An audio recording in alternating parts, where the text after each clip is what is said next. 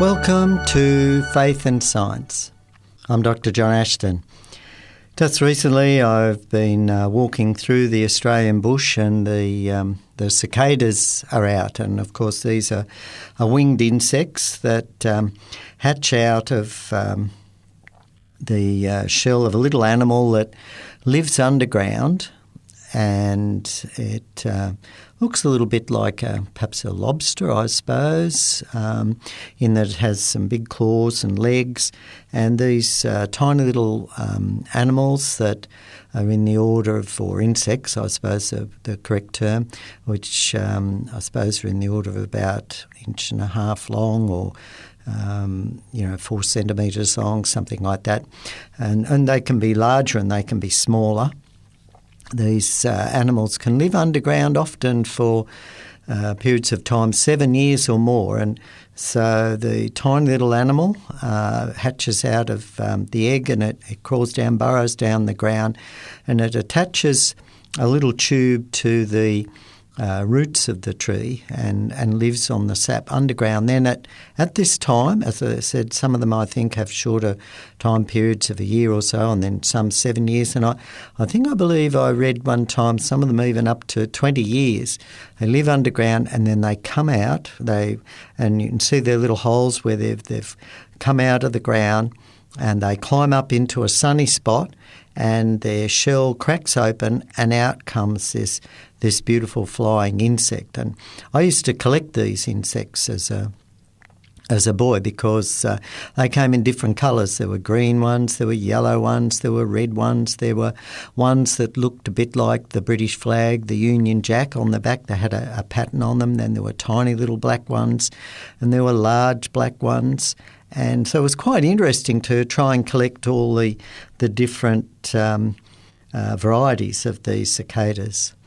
And when I thought about this, when we think in terms of the Big Bang, that there was originally just some sort of huge amount of mass and energy, or whatever it was, some huge amount of energy, and it, of course, just expanded, the energy expanded, and converted into matter and became the stars and so forth. And then eventually, as these cooled down, here we have on Earth a cooling down, and all these different types of life form.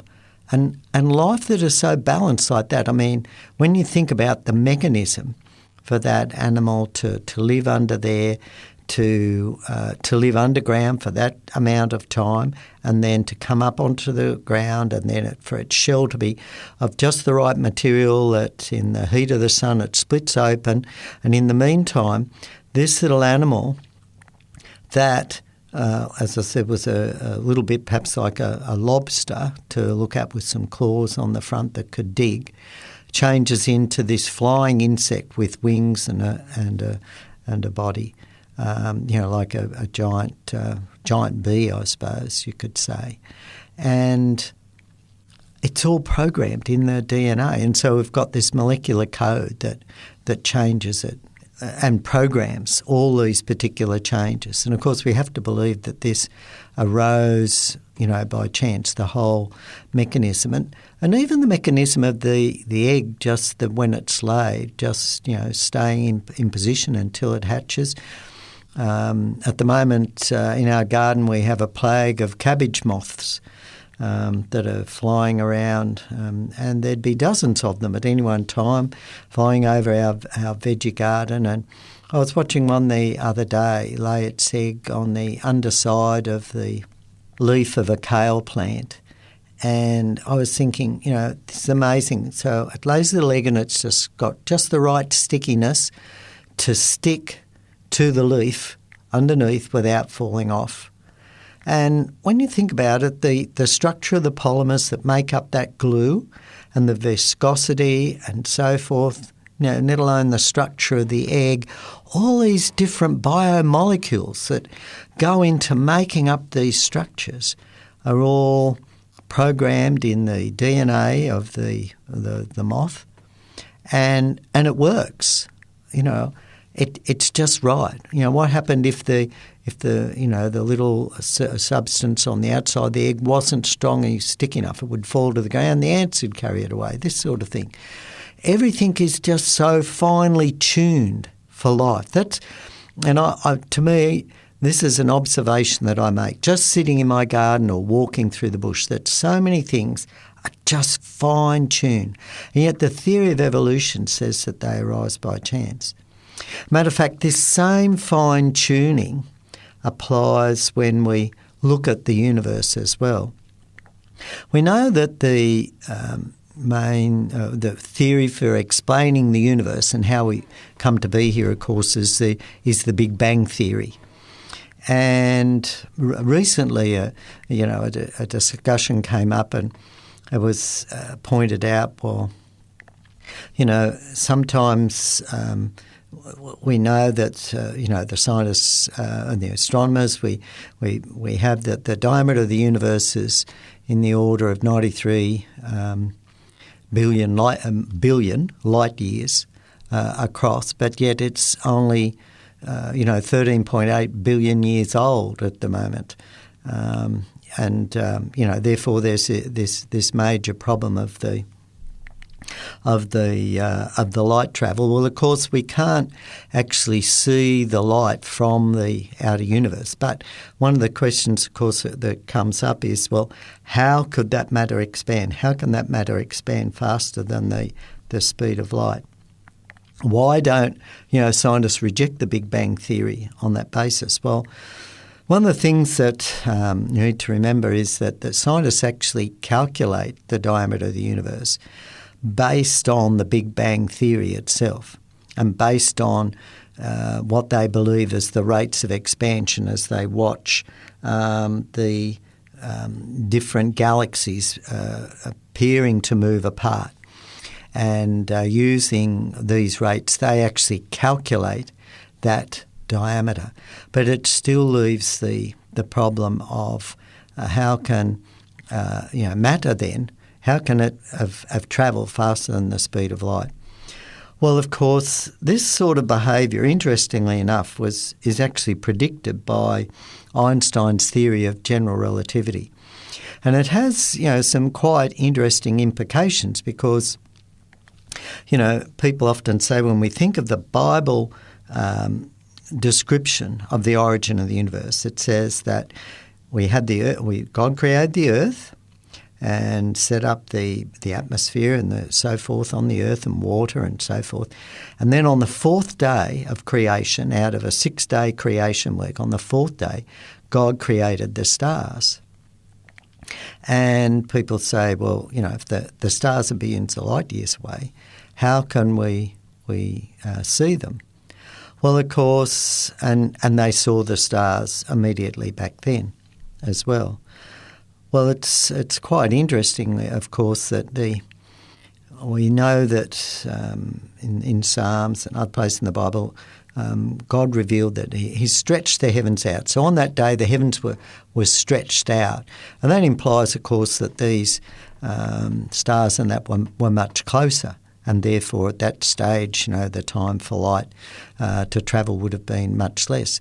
But of course, also there's the Hans Reichenbach simultaneity equations and the problem of simultaneity that allows, for example, as a permissible solution that light travels instantaneously towards the observer, whereas Einstein made the assumption that from the measured speed of light, which is we can only measure the combined two-way speed of light, and he averaged that out. And took the average value as the speed of light. But there are a lot of fascinating things that we don't really understand. For example, the speed of light is affected by gravity and so forth, or in terms of time as well. So we get time dilation. And perhaps one of the things that's interesting to look at general relativity in a general sense, or the general theory of relativity. And, of course, this was a geometric theory of gravity, of gravitation, that was put forward by Einstein back in 1915.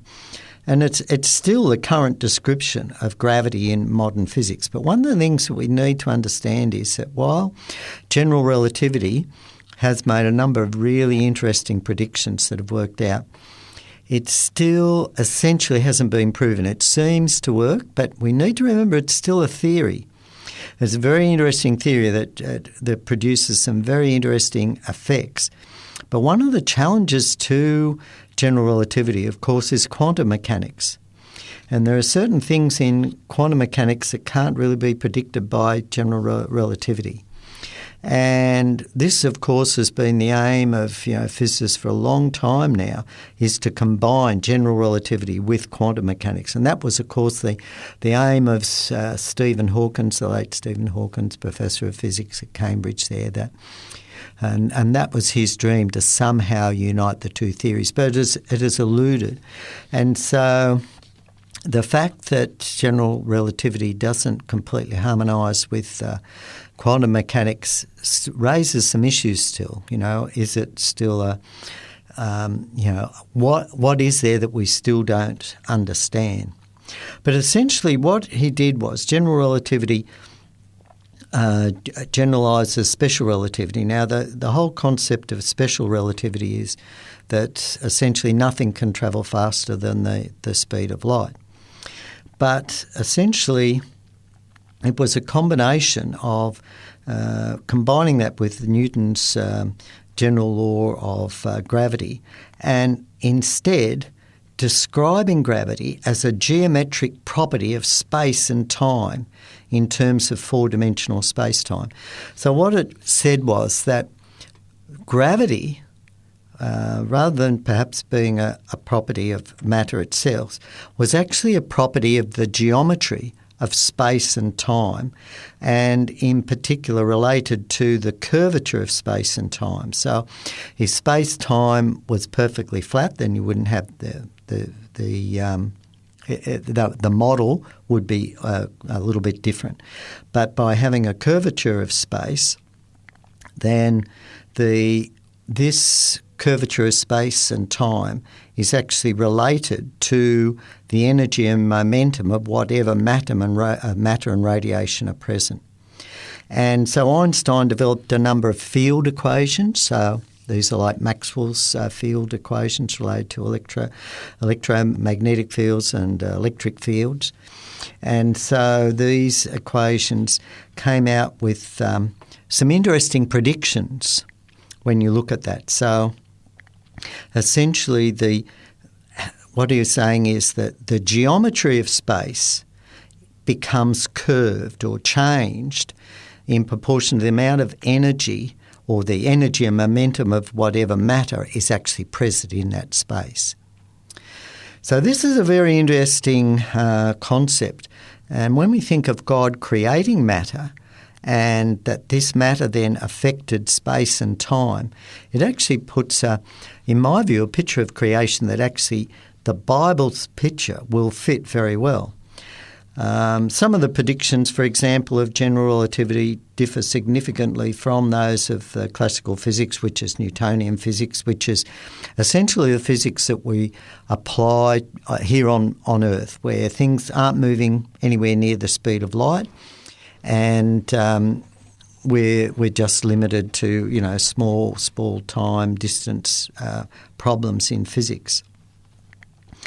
And so, for example, some of the examples of the differences predicted by general relativity include time dilation. So that is, so if I remember it correctly, the faster we travel, the slower time is. And so time doesn't pass. So this is counterintuitive, but this is something that is observed. And at the same time that gravity also would affect the rate of clocks. So the less gravity is, the faster the clocks. But the faster the clocks are travelling, the slower the clocks. And of course, I think I've mentioned this before, that's why the clocks in satellites and so forth have to be corrected for these factors, because they're in very low gravity, being so far away from Earth, and also they're travelling very fast. And these corrections are quite measurable. So that produces some things that, as I said, are sort of counterintuitive. And but of course, as I mentioned, one of the unanswered questions that remains is how can general relativity be reconciled with the laws of quantum physics?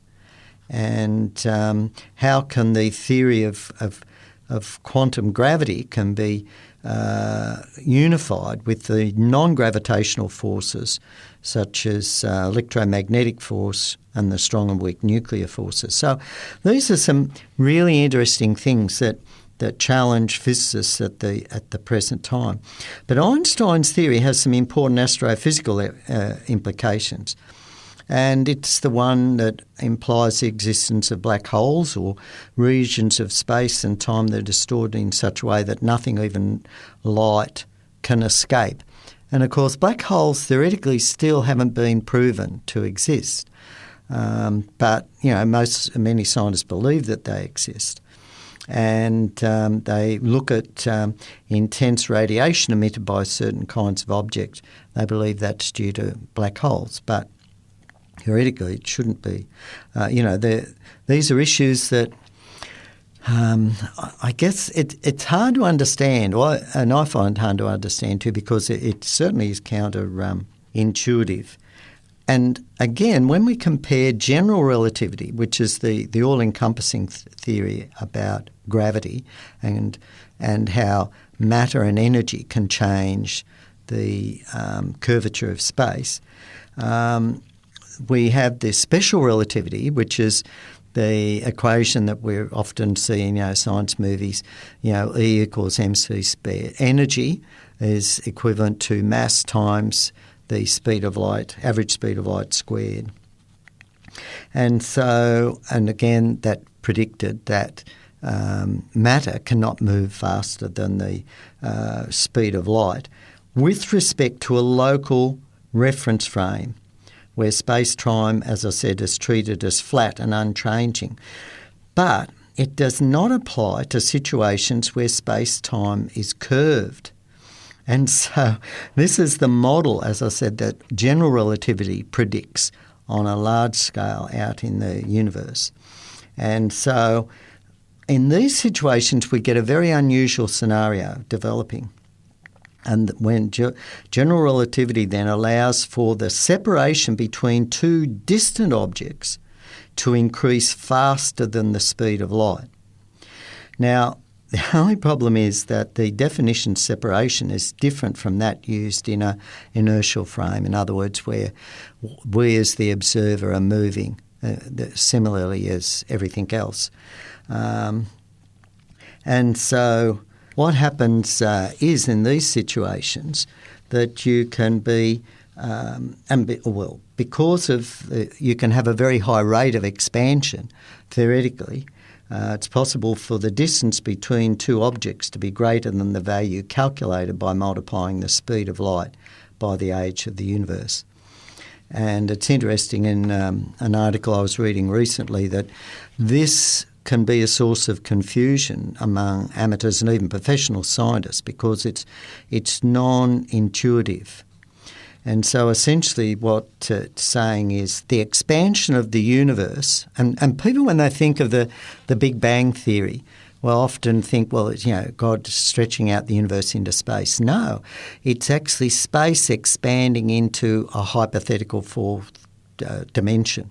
And one of the ways perhaps we can think of this is, and I think I've described this before as well, if you imagine a balloon, right, just a balloon, and you just take a regular round party balloon and you blow it up, say, so that it's, about 6 or 8 inches in diameter, 150, 200 mil across, and you seal it off, and then with the texture you draw little circles on the balloon.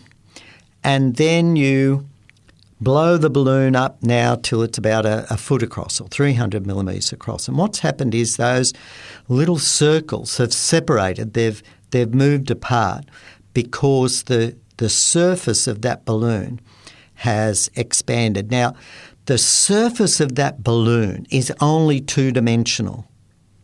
Right? It only has length and breadth, the surface of that balloon. But it's expanding in a third dimension. And so when we look at the surface of something, it's only two-dimensional.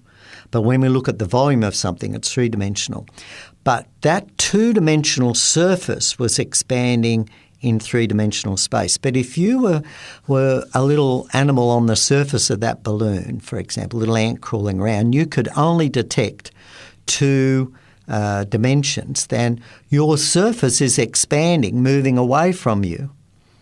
But in actual fact, it's expanding in the third dimension. So the Big Bang Theory, or the cosmological principle, is that space itself expanded. But it didn't. It's sort of hard to understand. In other words, space didn't expand into empty space, or the universe didn't expand into empty space. The universe just expanded by changing its metric into that new direction. And so this is so essentially the universe does not expand into anything, and it doesn't require space to exist outside it, according to the Big Bang Theory. So technically, when the universe expanded, neither space nor objects in space move. Instead, it's the metric governing the size and geometry of space-time itself that changes in scale. And so although light and objects cannot travel faster than the speed of light, this limitation does not restrict the metric itself. And so that's why scientists and astronomers are happy to say that the universe is 93 billion light years in diameter, but only 3.8 billion years old, because what has happened is that space-time itself has expanded, and space-time can expand faster than the speed of light. It's not limited to the speed of light. But we need to remember that these are all constructs based on a number of assumptions that haven't been proven. And one of the very serious challenges to the Big Bang Theory, and while they can, as I said, have these mathematical constructs that allow for these, particularly using Einstein's general theory of relativity, we have a very serious thing as the flatness problem. And this is a very serious problem for the Big Bang. So what the Big Bang is saying, that all this energy expand, convert into matter and so forth. But the thing is that it has expanded at just the perfect rate. If it really happened, right, it somehow expanded at just the perfect rate that gravity hasn't caused it to recollapse on itself, and it hasn't just, whoosh, kept on expanding openly. In other words, it's just expanded just right, just perfectly. And so because there's really an infinite number of scenarios in terms of this balance, either being too strong a gravity or too weak a gravity, you could look at it that way, I suppose. The fact that this is this perfect balance, which is called the flatness problem, and so the universe is essentially stable. And so to me, again, this fits. It's an amazing coincidence, but it's a giant coincidence, and it's a coincidence, one in an infinite number of solutions. And so for that to be absolutely perfect points me to the Creator and to what the Bible says, that God stretched out the universe. And he did perfectly. It was just right. And that's a serious challenge to the Big Bang Theory. There are lots of other challenges. For example, if they really had this really hot plasma, why weren't magnetic dipoles formed, or monopoles rather, not dipoles, magnetic monopoles formed, which according to particle physics should form, but they don't form. They haven't been observed anywhere. We've got the problem, of course, of antimatter. out in the universe. The law of Baron number predicts that if you convert energy into matter, you get the equal amount of matter and antimatter, whereas we find that the universe is mainly matter. And so also, where did the energy come from that just suddenly expanded the universe like that, faster than the speed of light? Okay, while general relativity allows for it, you still got to have that energy, and of course that's dark energy and the problem that they call of inflation. There are lots of other issues too with the Big Bang theory. There's the missing population 3 stars. These are the stars. The Big Bang predicts really that the stars should only be made up of the lighter elements, hydrogen, helium, maybe a little bit of lithium. But of course, there are lots of stars that have the heavier elements in them, and of course, these first stars should be there. But all the stars that we see seem to have some of the heavier elements in them, and so the population, or they're called population 3 stars, they have not been found anywhere. All known stars seem to have at least a trace of heavy elements in them. And so, again, the fact that we can't find these stars that are just made of just the lighter elements seems, again, to be a problem for the Big Bang. There are other things as well. And, of course, there's the horizon problem, where we talk about really there's not enough time for then light to travel, and this is separate to the diameter time problem. This is the microwave background radiation for it to distribute itself evenly. Is a major problem there, in that there's not enough time for that to happen. And also the cosmological principle itself has come under challenge with the discovery of large structures, because this principle, again, doesn't predict that there would be any giant structures formed in the Earth. Now, when I mean giant clusters of galaxies and so forth that are billions of light years in size. And so when I think of the summary of all these things, the Bible account of creation and God stretching out the heavens fits what we observe. It really does fit. You've been listening to Faith and Science, and remember, if you want to re-listen to this program or listen to other programs, just Google 3ABN Australia, or one word, .org.au, and click on the listen button. And remember to mention it too on your social media or any good programs that you've listened to. I'm Dr. John Ashton. Have a great day.